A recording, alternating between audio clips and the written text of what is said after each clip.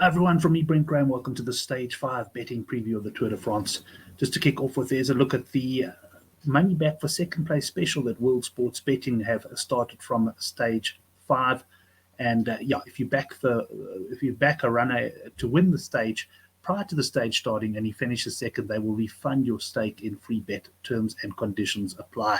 Well, good to be with you on what should be a thrilling stage. We've got the cobblestones, of course, to look forward to. Let's first recap what happened in stage 4. What a performance by Wout van Aert. As you'll know, if you watched yesterday's preview, I was on him, but I expected him to win from a bunch sprint or a reduced bunch sprint. I did not expect him to go clear at the top of the final climb and keep on powering away. That was an unbelievable performance from Wout. You have to feel for Philipsen, though. My word, he came through the field, crossed the line in second, and he genuinely thought he had won the race, celebrated like he'd won it. And I can only imagine how he felt when someone pointed out that the yellow jersey had finished ahead of him. Laporte, well, Jumbo-Visma, what a team they've got at the moment. He finishes in third. Christophe, a good ride from him, one of his best in a while, in fourth. Peter Sagan managing to pick up a few green jersey points there in fifth. As expected, the likes of Dylan Groenewegen just battled on that final climb. It was ridden just too hard. It was a good betting day for me. I also hit the match bet double, Sagan over Van Poppel. That didn't win by as much as I would have been hoping. You'll see Van Poppel there in seventh spot. And the other leg was Jacobsen, who finished, I think, 12th. He beat Groenewegen, who finished well back.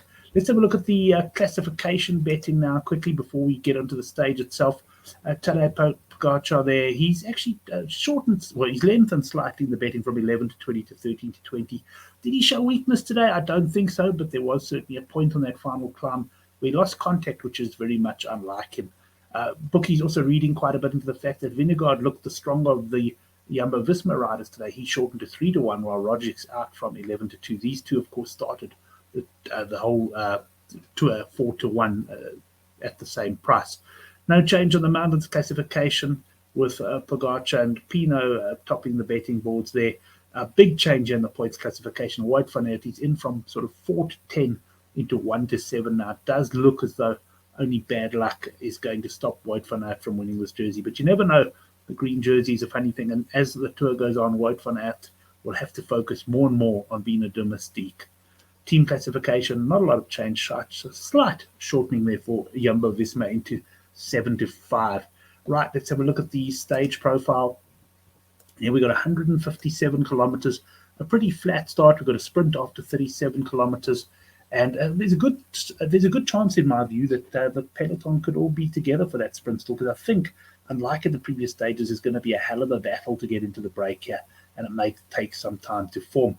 When will it form? Well, that is really anybody's guess, but here we go. We've got 11 cobbled sectors, all in the last 80 Ks. It's something like 19 kilometers of cobbles. It's going to be very interesting indeed. A lot of people don't like cobbles in the tour because, let's face it, it does bring in bad luck into play, things like punches and crashes. But for me, it's part of it, part of the thrill, certainly as a fan. I love watching it. And, is there much difference between riding on cobbles or flying down a wet mountain pass? I'm not too sure. The cycling is just one of those sports where luck in running plays a role. Going to be very interesting to see how it goes. You've got to think that Jumbo-Visma are going to try and put Pogacar under pressure, and they certainly have the team to do it, whereas the race favourite could be left alone, probably quite far out from the finish. He may have to go on the offensive, which he often does in these situations as well, and certainly can't be ruled out as a stage winner. Well, what is going to happen here? I think we're going to get coming together with probably 30 or 40 kilometers to go, and then we're going to get individual attacks going off. And that's where it's going to be interesting, because if the likes of Mathieu van der Poel attacks, of course, he's just looking to win the stage. Does Wout van Aert follow him, or is Wout van Aert going to be looking after his two team leaders? Going to be very, very interesting indeed. One thing for sure, you do not want to miss the stage. It is going to be an exciting one. It could finish with a lone breakaway. It could finish in a small, sort of very select sprint. Or it could be a group of riders coming together. It certainly won't be a full peloton, but it could be quite a large group. So lots of different scenarios could play out here. Let's have a look at the betting. I'll pop onto World Sports Betting, just make this a little bit bigger there. Now, they, of course, do have that special. Now, I do like Van der Poel. He is my pick tomorrow. Just a bit short for me in the betting in this particular stage, 7 to 2. But if you do like him, back him at World Sports Betting. That way, if he runs second, you can get your money back in the form of free bets there. Wout van Aert 9 to 2, Mats Pedersen 9 to 1, Morich, 11 to 1. Peter Sagan, 14s. Lots of guys who've proven over the cobbles here. And it's going to be very interesting. You can't really dispute the top two in the betting boards there, that's for sure.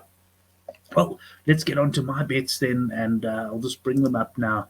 I'm not going to go for Van der Poel to win, but I am going to go for Van der Poel to beat Van Aert. I opened 7 to 10 at Sunbet and has shortened to 13 to 20. I've seen as short as 6 to 10 as well. Of course, Van Aert is looking the strong of the pair at the moment, but the reason behind that is that Van Aert is said to be on domestic duty tomorrow. Doesn't mean he won't get the opportunity to win, but there's a good chance that he might be called on to help others, and Van der Poel, of course, won't have that problem. Then that double goes on to Thomas over Rogic. I got this from @GrootLem on Twitter. He likes Thomas to beat Rogic tomorrow. That is 8 to 10. That double works out at just shy of 2 to 1 at Sunbet. And then I am going to get into the stage betting as well. Let's just have a look here. I'm just going to bring up. I'm going quite far down the boards here. As I said, I do fancy Van der Poel to probably win it, but I think this is a very open stage at the end of the day. We could get some interesting winners. And the first guy I'm going to go for is well down the list here, Ganna at 50 to 1.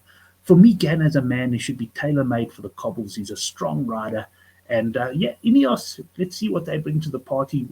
I think they're gonna try and attack the stage a little bit tomorrow. So we'll see how that goes. And then even further down the betting boards, I'm going for Dionysi at 300 to 1. Not a man who's proven on cobbles, but he certainly is sprinting well. And, possibly if a biggish group, 30 riders or something coming together, he could do it. He's 300 to 1. We're certainly not going to do a lot of damage at that price. And who knows, maybe he gives us a great run for our money. Well, that's the end of our stage 5 betting preview. Enjoy this one.